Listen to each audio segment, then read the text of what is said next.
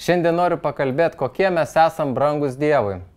Tad paskaitysiu iš Luko Evangelijos 14 skyriaus nuo 2 eilutės.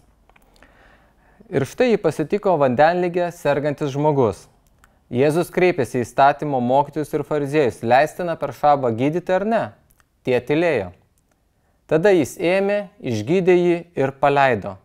O jiems pasakė, jei kurio iš jūsų asilas ar jautis įkristų į šulinį, argi tučtojau neištrauktų jo per šabą. Taigi kokia istorija, matom kontekstą. Buvo žmogus sergantis ir jis atėjo pas Jėzų ir jam reikėjo išgydymo. Bet aplink buvo fariziejai, kurie turėjo daug taisyklių, daug nuostatų ir jie nesutiko su to, kad būtų išgydytas tas žmogus šabo dieną. Bet ką Jėzus nurodo? Nurodo į jų asmeninius poreikius, į tai, ką jie asmeniškai turi, ar tai asilas sako, ar dar kažką, ir jeigu atsitiktų kažkas jų turtui, argi jie nepultų, negelbėtų, nežiūrėdami kokia tai diena, nes tai jiems brangu. Ir ką Viešpats nori pasakyti, kad esam kiekvienas jam brangus. Mes esam jo kūriniai. Viešpats sukūrė žmogų, jis jį pamilo. Ir kaip žmonėm brangus jų daiktai, taip Viešpačiui brangus esame mes. Ir jis paėmė ir išgydė tą žmogų. Ir kaip tas šulinys, kartais atrodytų, jei pažiūrėtume iš kitos pusės, pamastytume, kažkas tokio, iš ko pats žmogus negali išlipti. Kaip ir tas žmogus negalėjo rasti savo sprendimo.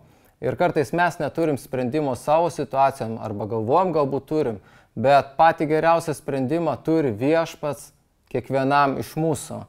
Taigi, kaip Viešpats parodė tą meilę, kad mes esame jam brangus, jis atėjo į šią žemę, tarsi nusileisdamas į tą šulinį, kur mes žmonės patys negalim išsikapstyti. Ir kas tas šulinys šiame laike yra? Mes nei vienas negalim išsikapstyti iš savo kalčių, iš savo nusižengimų prieš Viešpatį.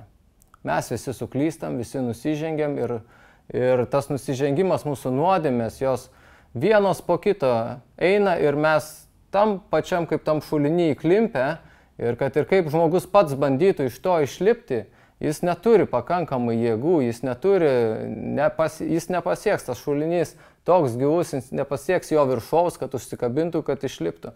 Ir Viešpats visą tai matydamas pamilo žmogų, atėjo ir fariziejams sako, kaip jums brangus jūsų asilas ar ten kažkas kita. Tai sako, taip man brangus yra žmogus. Ir Viešpats šiandien atėjo tam, kad ištraukti tave iš to šulinio. Kaip iš jo išlipti? Viešpats viską padarė. Jis parodė savo meilę, jis atėjo ant kryžiaus, atėjo į šį pasaulį, atėjo iš dangaus į tą mūsų, kaip sakant, nuodėmingą žemę, nuodėmingą pasaulį. Reikalingas žingsnis iš mūsų pusės. Atsakyti į jo meilę, prašyti, kad jis atleistų. Paliktas nuodėmės, prašyti Viešpatį, atleisk man mano nuodėmės ir jis ištrauks kiekvieną iš mūsų. Taigi nelikim tam šulinį, kelias iš jo yra mūsų atgaila, priimti Viešpatės meilę, jo ištiestą ranką į kiekvieną iš mūsų. Būkit palaiminti.